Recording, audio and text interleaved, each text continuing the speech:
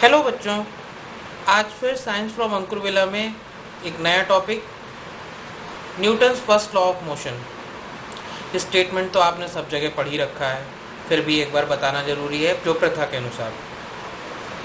Newton's first law of motion states that a body continues to be in a state of rest और in a state of motion until it is acted upon by an external force।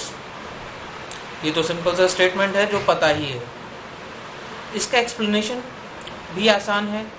इसका मतलब हुआ कि अगर कोई body रुकी हुई है या कोई बॉडी चल रही है, बॉडी मीन्स कोई भी ऑब्जेक्ट, फिजिक्स के टर्म्स में हम लोग बॉडी या ऑब्जेक्ट के कुछ भी बोल सकते हैं। तो बॉडी अगर चल रही है तो या रुकी हुई है तो वो अपने मोशन को कंटिन्यू रखेगी, अपनी स्टेट को कंटिन्यू रखेगी जब तक कि कोई एक्सटर्नल फोर्स ना लगाया जाए उसको।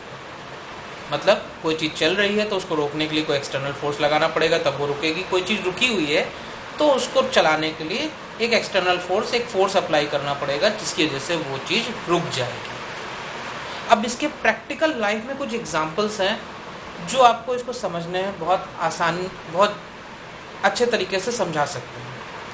सभी लोगों ने, ऑलमोस्ट सब ने अपने बचपन में गांव जाके पेड़ से फल तोड़े होंगे। किसी ने आम तोड़ा होगा, किसी ने अमरूद तोड़ा होगा। बहुत अच्छा एग्जाम्पल है Newton's first law of motion का। कैसे? आप पेड़ के ऊपर आम देख रहे हो, उस पर पत्थर फेंक के मारा। इनिशियल कंडीशन में पेड़, आम और वो जो डाल है वो सब के सब स्टेट ऑफ रेस्ट पे हैं, उनमें कोई मोशन नहीं है, सब कुछ एज इट इज़ है, बिल्कुल ऐसे जैसे ये एक पेड़ है और यहाँ पर एक ये आम लटक रहा है, एक यहाँ पर। यहाँ से जब हमने एक पत्थर फेंका तो ये वाला मिस कर गया, अलग चला गया। दूसरा पत्थर यहाँ से फेंका, ये इस आम पे नहीं टकराया, ये भी मिस हो गया। तीसरा पत्थर यहाँ पे फेंका और वो इस वाले डाल पे टकरा गया। जब इस वाले डाल पे टकराया, टकराने से जस्ट पहले ये वाली जो डाल थी ये बिल्कुल स्टेट ऑफ रेस्ट पे थी, रुकी हुई थी। लेकिन जैसे ही इसमें पत्थर टकराया ये मोशन में आ गया, इसका स्टेट चेंज हो गया। लेकिन हुआ क्या? आम तो यहाँ पर था, ये इससे बहुत दूर पे था, जिसकी वजह से इसका जो स्टेट ऑफ रेस्ट था वो स्टेट ऑफ रेस्ट ही रह गया। इन दोनों के बीच में कोऑर्डिनेशन नहीं बन पाया, सामंजस्य नहीं बन पाया। ये मोशन में आ गया, ये रेस्ट में रहा, जिसकी वजह से यहाँ पर लगा एक जर्क और ये आम टूट के आपके पास आ गया। अब बताओ ऐसा किस किस ने किया होगा? कमेंट में ज़रूर बताना। और साथ में ये भी बताना कि क्या ये होते समय ये सोचा भी था कि यहाँ पे न्यूटन का फर्स्ट लॉ ऑफ मोशन काम कर रहा होगा। इसका दूसरा एग्जाम्पल, एक बॉल है, इस तरीके से एक सरफेस पर चली, इसको पुश कर दिया, ये यहाँ से चलते चलते चलते चलते रुक गई। अब आप बोलोगे कि यहाँ का पर तो कोई एक्सटर्नल फोर्स लगाया ही नहीं गया, ये बॉल यहाँ से चली और यहाँ पे जाके अपने आप ही रुक गई। तो अगर आप लोगों ने मेरा इससे पहले वाला वीडियो नहीं देखा है, बेसिक ऑफ फ्रिक्शन, तो एक बार जाके उसको देखें। जब हमने यहाँ पर इस बॉल को स्टेट ऑफ मोशन में रखा तो हमने यहाँ पर इस पर एक फोर्स अप्लाई किया था। फोर्स अप्लाई करने की वजह से ये बॉल यहाँ से चलने लगी। लेकिन हुआ क्या?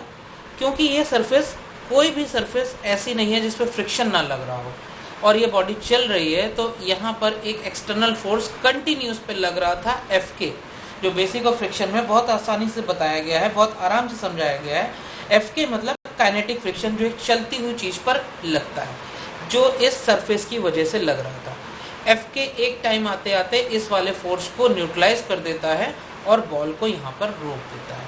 तो यहाँ पर ऑटोमेटिक एक एक्सटर्नल फोर्स लग रहा है इसको, इसके स्टेट को चेंज करने के लिए, मोशन से रेस्ट में चेंज करने के लिए। एक तीसरा एग्जाम्पल जो भी बहुत कॉमन सा है, लेकिन शायद ही किसी ने सोचा हो कि यहाँ Newton first law of motion काम कर रहा होगा।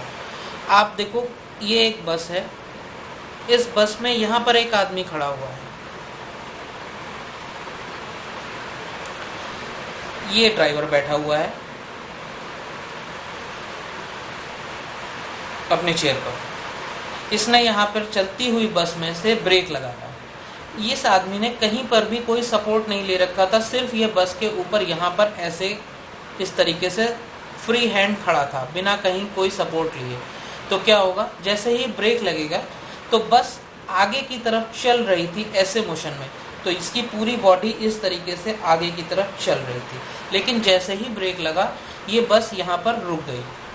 बस जब यहाँ रुक गई तो इसका ये वाला पार्ट, ऊपर की पूरी बॉडी आगे की तरफ ही चलती रही, लेकिन जो पार्ट इसका, जो पैर इसके नीचे बस में जुड़े हुए थे वो रुक गए।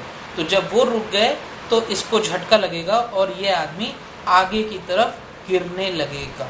अगर ये कोई सपोर्ट नहीं लेगा तो ये आदमी यहाँ पे गिर भी जाएगा, और अगर इसने पकड़ लिया किसी सपोर्ट ऊपर की रॉड को तो ये गिरने से बच जाएगा, लेकिन इसको झटका जरूर लगेगा और ये आदमी आगे की तरफ ही चलेगा जबकि बस रुक चुकी होगी। ये सारे ऐसे एग्जाम्पल्स हैं जो बहुत कॉमन हैं, हमारे कॉमन लाइफ में आते हैं, रोज़मर्रा में दिखाई देते हैं, लेकिन कभी इनके बारे में सोचने का वही नहीं हुआ कि ये Newton first law of motion से रिलेट करते हैं। Newton first law of motion in पर भी ये बेस्ड है।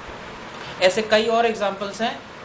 अगर ये आपको अच्छा लगा हो तो कमेंट में ज़रूर बताएं, और अगर कोई और एग्जाम्पल आपको समझ में आ रहा हो कि इस पर बेस्ड है तो वो भी कमेंट में ज़रूर बताएं।